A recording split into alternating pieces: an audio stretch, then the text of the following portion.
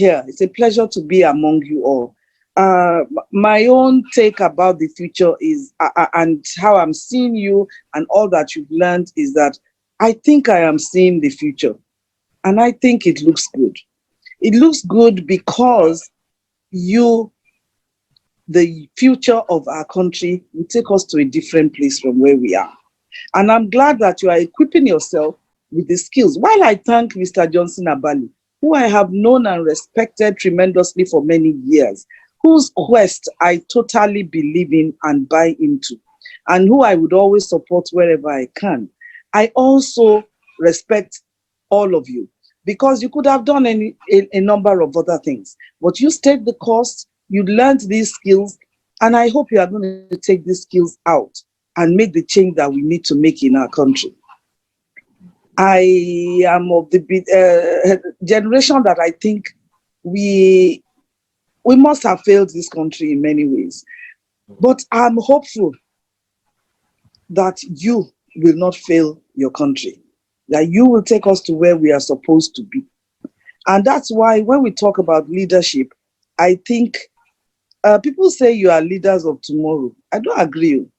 You cannot be a leader tomorrow if you are not a leader today. And since leadership is not about position, leadership is really about your influence. The people who influence you, the people who are willing to follow you. And therefore, I counsel you in your own little corner to start to be a leader.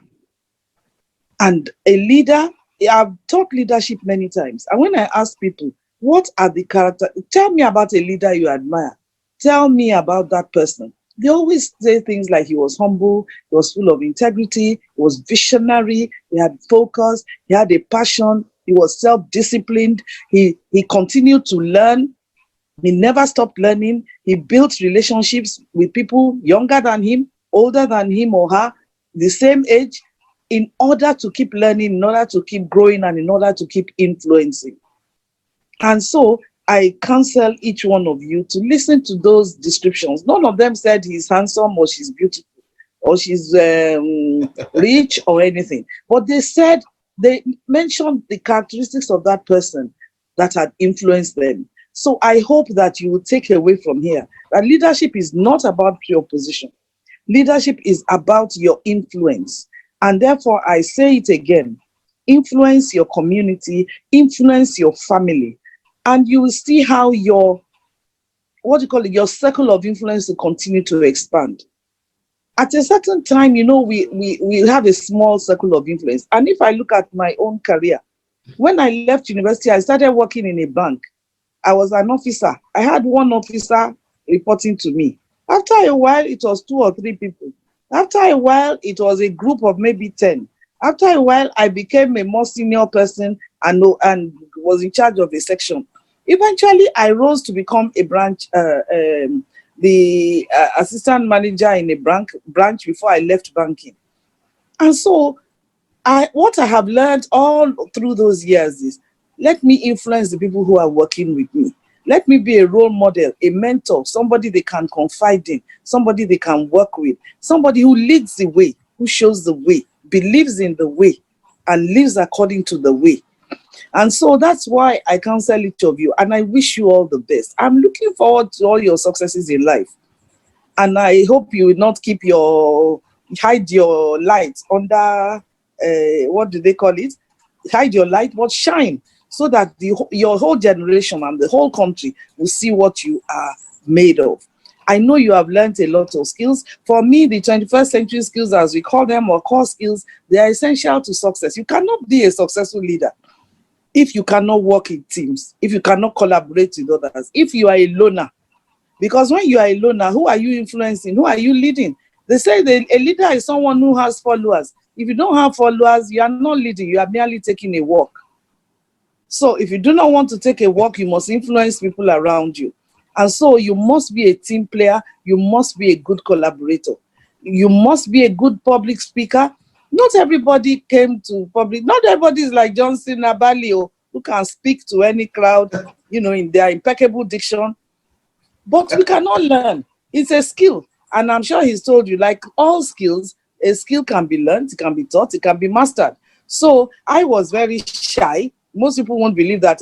Even on one-on-one, I'm still shy.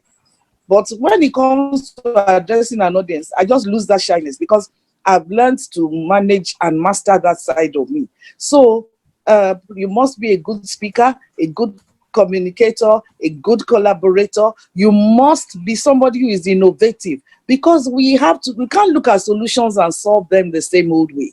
When I came into this government and COVID happened, nobody planned for COVID. If you know the plans I had, I was going to do this, I was going to do that, all of a sudden everything came to a halt.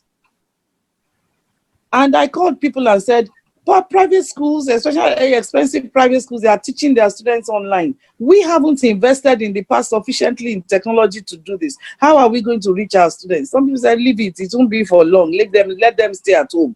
Why should children stay at home? And so we started working on a solution with radio.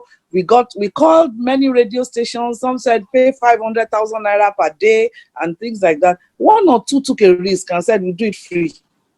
So we started working with our teachers. Some had never taught, they had never taught using a radio. They were not digitally literate. We went for training. We did a lot of things, addressed the curriculum. And up till today, every day in Lagos State, they are still teaching on radio. And I'm excited to say we've even expanded it to include other things like creativity. We have an artist who is going to be teaching young people how to make little things in the house, gifts for their aunties and uncles. We have a STEM organization that is going to show us digitally experiments online. And we have teachers who are going to talk. There's going to be a panel that will discuss the major issues around youth: sexual harassment, bullying, intimidation, the drug culture, the pop culture, and so on. Academic excellence. So we keep expanding. And it was all because we said we cannot do things differently. So you must be innovative. You must be problem solvers, because there are many problems for your generation to solve. Is it global warming? Is it terrorism? Is it poverty? Is it poor education? Is it broken homes? Is it the drug culture that we have nowadays, prostitution and so on? There are so many problems for you to solve. You are living in exciting times. I kind of envy you a little bit, but go on and forge ahead and be a problem solver. Pick your own problem, solve that problem. You'll be surprised at what you can be. You've heard of the lady who was doing moi and went to meet Obama in White House, I'm sure. So can you imagine that from making moi and doing it well, she became a figure who was invited to the White House.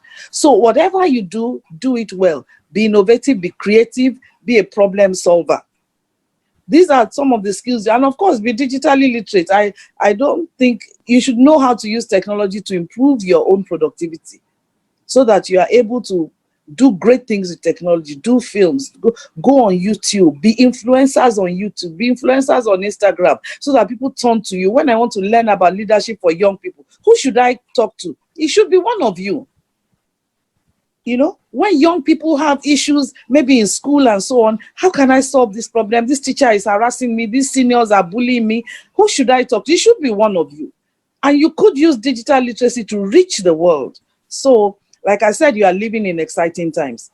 I always remember Taisholani, who the owner of the famous Mayflower School, Ikene, every graduation told his students as they were leaving, may your road be rough. Because when the road is too easy, then you relax. He's not saying, may you have hard times. He's saying, may you encounter many issues along the way that will require you to bring to the fore your intelligence, your creativity, your ability, your innovativeness, all the skills that you are learning.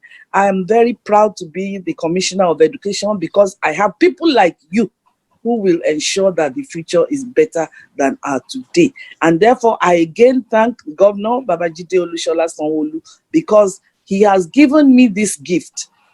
And I, in turn, give the gift to you, the gift of leading your generation, trumpeting the call, leading from in front. Be the great person that you were meant to be.